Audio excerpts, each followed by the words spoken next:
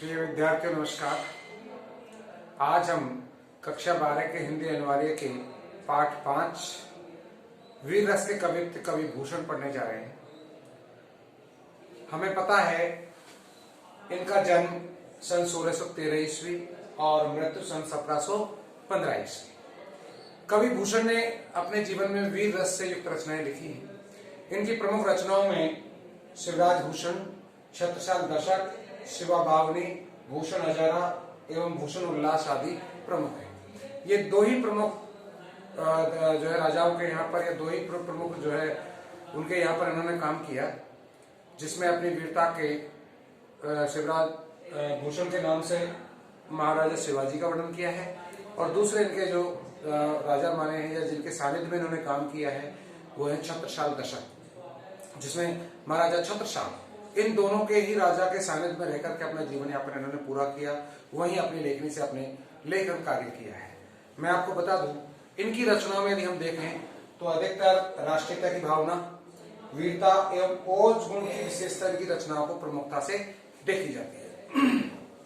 हमारे पाठ्यक्रम में जो संकलित पाठ है उसमें कवि भूषण के 5 कवित्व यहाँ पे लिए गए हैं। शिवाजी जब युद्ध के लिए प्रस्थान करते हैं तो संसार भर में खलबली मच जाती है। धूल के गर्द में सूर्य तारे जैसा लगने लगता है, समुद्र थाली में रखे पारे की तरह प्रतीत होता है। इस तरह इन्होंने बताया युद्ध के समय जब लड़ने जाते हैं वीर शिवाजी तो कैसा वातावरण वहां देखने को नजर आता है।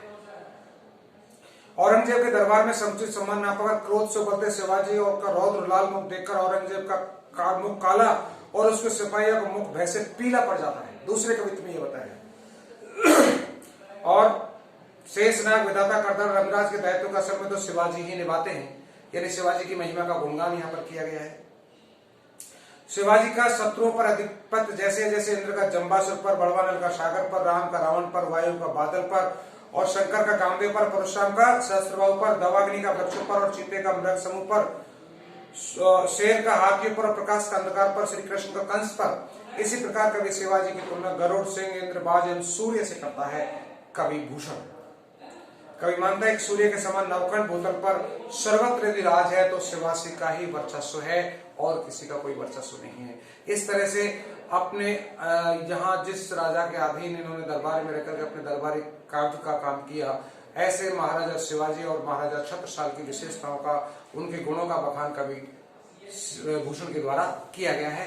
तो हमें पढ़ते हैं। इनका पहला कवित्व है वीर रस के कवित्वों में, जिसमें महाराजा शिवाजी की महिमा का गुणगान है।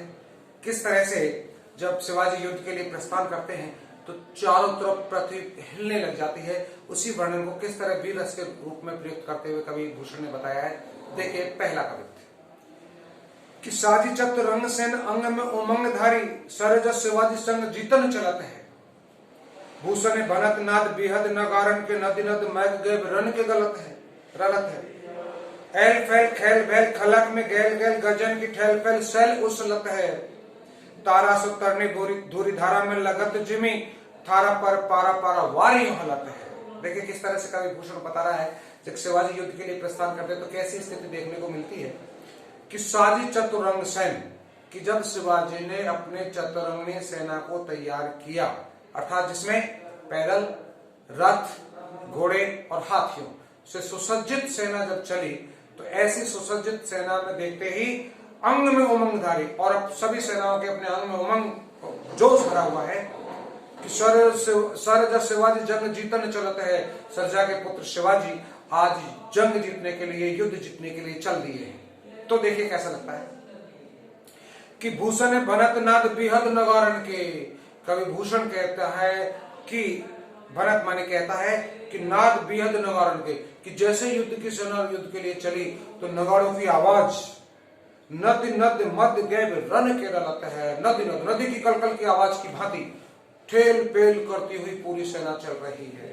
और एल फैल खेल भैल खलक में गैल गैल, पूरे रास्ते में खुले हुए फैले हुए उद्दंडता के साथ, तेज जोश के साथ, उमंग के साथ सारे सैनिक अपनी चतुरंगी सेना के रूप में जा रहे हैं। गजन की ठेल फैल सैल उसलत है, हाथियों की ठेल फैल, यानी हाथियों के झुंड चल रहे हैं युद्ध में, युद्ध तैयारी के साथ। तो ऐसा लग रहा है जैसे पहाड़ को उखाड़ के फेंक दे। तारा सो तरनी, तारा माने सूर्य भी, तारा माने तारे के समान, तरनी माने सूर्य, यानी सूर्य भी ऐसा लग रहा है जैसे तारा हो। धूरी धारा में लगत जिमी, धूरी धारा माने धूल की धारा में, अर्थात जैसे शतरंगी सेना चल रही थी उनके पैरों से हाथी घोड़े और जो पैदल रथ बेले चल रहे थे उनसे उड़ने वाली जो धूल थी, उस धूल से चारों तरफ अंधकार छा गया। तो उस अंधकार में आसमान में धूल मिट्टी छाने से सूर्य वैसा लगा जैसे कोई तारा दिखाई दे रहा हो, यानी सूर्य का प्रकाश भी धीमा पड़ गया। कि तारा सो तरने धूरी धारा में लगत जिमी, और थारा पर पारा पारा वारी हलत है, पृथ्वी भी ऐसे हिलने लगी मानो जैसे कि थारा पर थाली में पारा पारा रख दिया हो और वो पारा इधर से उधर हिलता है, ऐसे ही पारावरण समुद्र की तरह ही वो हिलने, समुद्र भी ऐसे हिलने लग गया था। यानी चारों तरफ बहुत जोर शोर के साथ शिवाजी का युद्ध के लिए लड़ने के लिए प्रस्थान, देखने पर ऐसा इस स्वरूप आप दिखाई देता है। चलो इनका दूसरा कविता देखते हैं कवि भूषण का। कि सबन के ऊपर ही ठाडो रही बेके जोग ताही खरो कियो छे हजारिन के नियरे, जाने गैर मिसिल गुस्सीले गुस्सा धारी मन, किनो न सलाम न बच्चन बोले सियरे। भूषण बनत महावीर बल कन लगे सारी पातशाही के उदाय दिए जियरे, और तमकते लाल मुख शिवा को निरख भय श्याम मुख नौरंग सिपाह मुख पियरे। कवि भूषण कहते हैं कि जब औरंगजेब के द्वारा शिवाजी को निमंत्रण दिया गया और जब औरंगजेब के दरबार में शिवाजी पहुंचे तो उन्हें उचित सम्मान नहीं मिला, और उचित सम्मान नहीं मिले पर शिवाजी की क्या स्थिति थी, उस स्थिति का चित्रण यह कवि भूषण ने किया है। कि सोबन के ऊपर ही ठाडो रही बेके जोग, जोग माने योग, तद्भव तत्व शब्द प्रयोग किया है, तद्भव शब्द है जोग, जो का मतलब योग, योग का मतलब योग, उचित, यानी सारे के सारे सब और राजाओं से ऊपर खड़े रखने के बैठने के काबिल या योग्य, ताई खरो कियो 6000 के नियरे, जिसे उनके हजारी पटवारी जो और अधीनस्थ जो कर्मचारी थे उनके पास में शिवाजी को खड़ा कर दिया राजा औरंगजेब ने। तो क्या हुआ देखिए। कि सबन के ऊपर ही ठाडो रही बेके जो खरो ताई खरो कियो 6000 के नियरे, कि जानी गैर मिसिल गुस्सीले गुस्सा धारी मन, ऐसे में जानी गैर मिसिल अपनी उचित स्थिति ना मानते हुए, कि अपनी गैर मिसिल हो गई यानी मेरा अपमान हो गया ऐसा मानते हुए, गुस्सीले गुस्सा धारी मन, गुस्सीले राजा शिवाजी ने अपने मन में गुस्सा धारण किया, क्रोधित हो गए, लाल हो गए। कीनो न सलाम न बच्चन ने बोले सियरे, न तो ही औरंगजेब को सलाम किया, नमस्कार किया, और ना ही कोई मीठे शब्द या वचन बोले, यानी जब किसी राजा के दरबार में जाते हैं तो वहां जाकर के प्रणाम किया जाता है, अपनी राजी खुशी के समाचार लिए और दिए जाते हैं, ऐसा भी शिवाजी ने कुछ नहीं किया, ना सलाम किया ना कुछ शब्द कहे। और भूषण बनत महावीर बलकन लागे हो, कवि भूषण कहते हैं कि महावीर शिवाजी बलकन लागे, मैंने बल के कारण क्रोधित अवस्था में दिखाई दिया। कि सारे पातशाही के उड़ाए दिए जिये, कि पूरी पातशाही यानी पूरी बादशाह जितनी भी वहां बैठी हुई थी, बहुत सारे राजा महाराजा अधीनस्थ राजा महाराजा बैठे हुए थे औरंगजेब के यहाँ पर, सबके मन उखड़ने लग गया, जीव उखड़ने लग गया। कि तमकते लाल मुख, क्रोध के कारण उनका चेहरा लाल हो गया।